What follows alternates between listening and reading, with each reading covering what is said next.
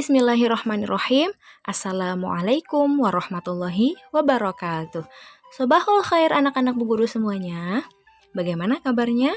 Semoga anak-anak Bu Guru semua di rumah selalu dalam keadaan sehat dan selalu dalam lindungan Allah Subhanahu wa Ta'ala. Amin. Baik, pada hari ini insya Allah kita akan belajar di tema 4I Kayanya Negeriku, halaman 14, 44, dan 76 muatan pelajaran bahasa Indonesia. Tapi sebelumnya mari kita baca doa terlebih dahulu. Bismillahirrahmanirrahim. Raditu billahi rabba wa bil islami dina wa bi muhammadin nabiyya wa rasula wa bil qur'ani imama wa hukma. Rabbi zidni ilman warzuqni fahman. Amin ya Allah ya rabbal alamin. Baik, anak-anak Bu Guru semuanya, silahkan persiapkan alat tulis serta buku tematik 4I halaman 14. Kita simak baik-baik ya pelajaran hari ini. Anak-anak Bu Guru yang soleh dan solehah, berdasarkan sumbernya, sumber daya alam terdiri atas sumber daya alam hayati dan non-hayati. Sumber daya alam hayati adalah sumber daya alam yang berasal dari makhluk hidup, sedangkan sumber daya alam non-hayati berasal dari benda tak hidup. Nah, sumber daya alam yang ada di Indonesia digunakan dan diolah untuk memenuhi kebutuhan manusia. Teknik pengolahannya pun berbeda-beda. Ada yang masih menggunakan teknologi sederhana dan ada juga yang menggunakan teknologi modern. Apakah di lingkungan sekitar kita terdapat kegiatan pengolahan sumber daya alam? Apa teknik pengolahan sumber daya alam yang digunakan? Nah, untuk mengetahuinya, kita bisa melakukan wawancara. Untuk itu sebelumnya, yuk kita belajar mengenai wawancara. Materi yang pertama adalah kita akan mencari tahu tentang wawancara serta menggali informasi melalui wawancara. Nah, wawancara adalah kegiatan tanya jawab antara pewawancara dan narasumber. Misalnya, jika ingin mengetahui kondisi lingkungan di sekitar rumahmu, kamu dapat mewawancarai ketua RT atau tetanggamu. Menggali informasi melalui wawancara. Nah, sebelum melakukan wawancara, kita tentukan terlebih dahulu pertanyaan yang akan diajukan. Dan pertanyaan harus sesuai dengan informasi yang ingin kita ketahui.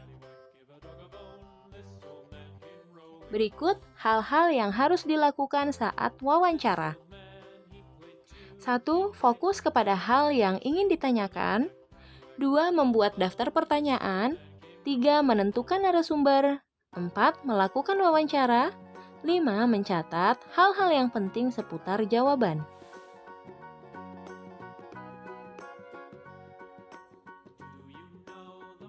Nah, lalu kemudian narasumber yang kita wawancarai sebaiknya memenuhi syarat antara lain: 1. Memiliki pengetahuan di bidang tertentu yang berkaitan dengan topik wawancara. 2. Memiliki keahlian tertentu dalam suatu bidang yang berkaitan dengan topik. 3. Mengalami atau terlibat dalam peristiwa yang berkaitan dengan topik. Nah, kemudian berikut adalah fungsi penggunaan beberapa kata tanya. Apa? Berfungsi untuk menanyakan hal atau peristiwa apa yang terjadi. Berapa? Berfungsi untuk menanyakan jumlah. Siapa? Berfungsi untuk menanyakan pelaku atau orang yang terlibat dalam peristiwa. Kemudian di mana? Berfungsi untuk menanyakan tempat kejadian peristiwa. Kapan? Berfungsi untuk menanyakan waktu kejadian peristiwa. Mengapa? Berfungsi untuk menanyakan sebab terjadinya peristiwa. Dan bagaimana? Berfungsi untuk menanyakan keadaan atau proses terjadinya peristiwa. Selanjutnya yaitu menjelaskan langkah-langkah wawancara dan penerapannya. Untuk melakukan wawancara, kamu perlu menentukan suatu topik. Setelah itu, pilihlah seorang narasumber yang sesuai dengan topik wawancara. Lalu, susunlah pertanyaan dengan tepat.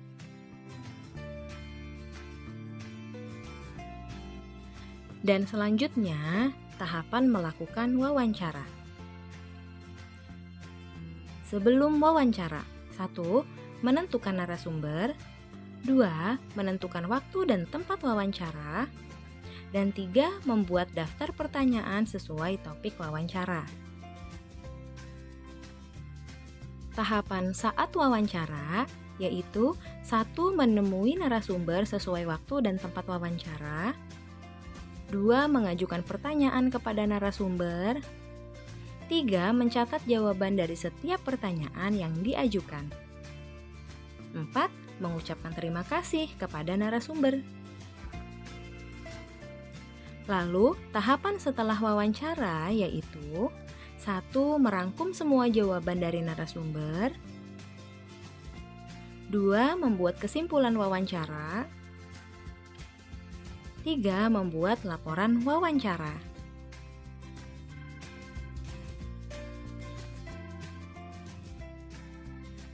Selanjutnya, menerapkan langkah-langkah wawancara. Dalam sebuah wawancara, pewawancara harus menggunakan bahasa Indonesia yang baik dan benar, serta mudah dipahami narasumber. Kemudian selanjutnya menerapkan langkah-langkah wawancara. Nah, untuk contoh pertanyaan wawancara sendiri yaitu 1. Berapa kali sungai ini dibersihkan oleh warga setempat secara bergotong royong dalam setahun? Lalu kemudian, apa manfaat yang dirasakan warga setelah sungai ini dibersihkan secara bergotong royong? Nah, ini merupakan contoh pertanyaan wawancara dalam sumber daya alam, yaitu kebersihan. Nah, sebelumnya anak-anak Bu Guru semua juga sudah pernah ya mendapatkan tugas untuk mewawancarai. Nah, ini adalah langkah-langkah dari wawancara tersebut. Manusia sangat memerlukan sumber daya alam untuk memenuhi kebutuhan hidupnya. Nah, kamu dapat mengetahui bahwa sumber daya alam terdiri atas sumber daya alam yang dapat diperbarui dan tidak dapat diperbarui. Sumber daya alam yang tak dapat diperbarui membutuhkan waktu yang sangat lama untuk terbentuk kembali. Nah, manusia kemudian mencoba mencari sumber daya alam alternatif untuk menggantikan peranan sumber daya alam yang tak dapat diperbarui tersebut. Upaya pencarian sumber daya alam alternatif terus dilakukan. Beberapa hal baru pun berhasil ditemukan, antara lain peranan tumbuhan yang ternyata dapat dijadikan sebagai sumber daya alternatif. Kita harus bersyukur atas nikmat yang telah diberikan Tuhan Yang Maha Esa karena melimpahnya sumber daya alam yang ada di sekitar kita. Namun demikian, kita juga tidak boleh lupa untuk menjaga kelestariannya.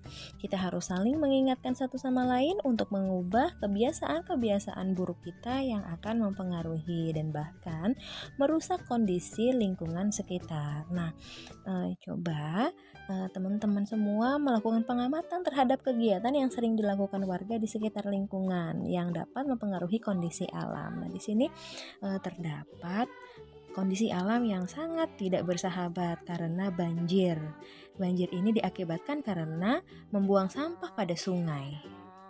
Kemudian berikut ini kita akan mencoba belajar membuat laporan hasil wawancara.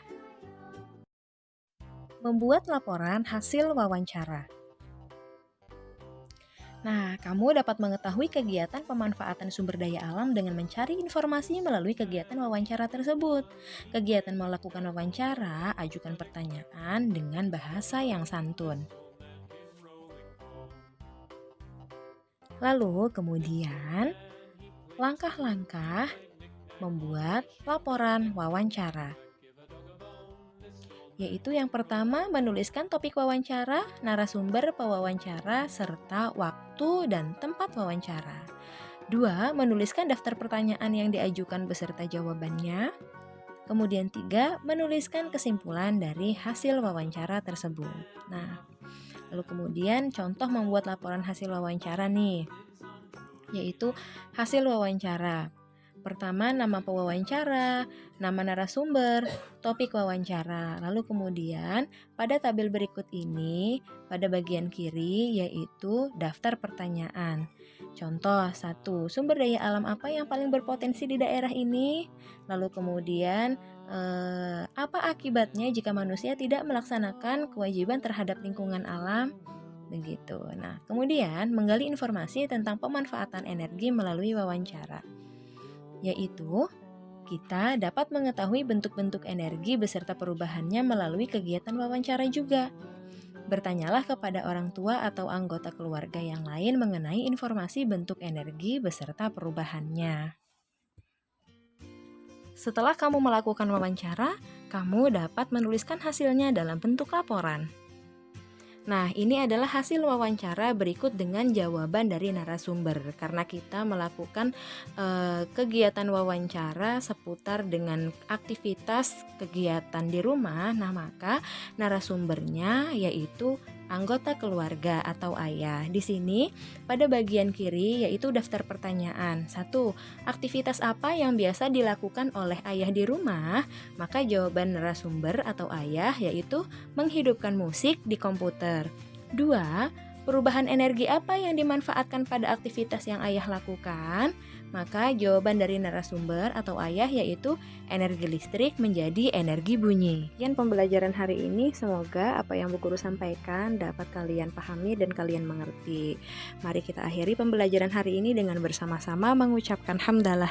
Alhamdulillahirabbil alamin. Kurang lebihnya mohon maaf, selalu jaga kesehatan. Billahi taufik wal hidayah. Wassalamualaikum warahmatullahi wabarakatuh.